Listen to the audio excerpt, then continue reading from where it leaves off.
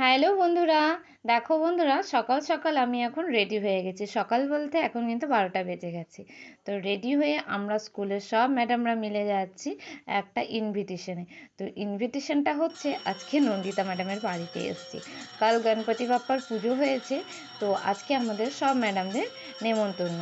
তো আমরা সবাই এসছি আর এইদিকে এসে দেখি গণপতি বাপ্পার আরতি হচ্ছে। তারপর দেখো আমাদেরকে এখন ভোগ খেতে দিয়েছে। আর ভোগ খাওয়ার পরে আমাকে ম্যাডাম টেনে নিয়ে এলো। এখানে সবাই মিলে নাচ করছিল, ম্যাডামের মেয়ে ছিল, ম্যাডামের স্টুডেন্টরা ছিল, সবাই মিলে নাচ করছিল। আর এখানে দেখো আমাদেরকে প্রসাদ দিচ্ছে। তো প্রসাদে ছিল, দেখো অন্ন ছিল, ডাল ছিল, আলু ভাজা ছিল, ফুলকপির তরকারি, সয়াবিন এসব ছিল। আর ছিল চাটনি, দই, মিষ্টি, পাঁপড় এসব কিছু ছিল।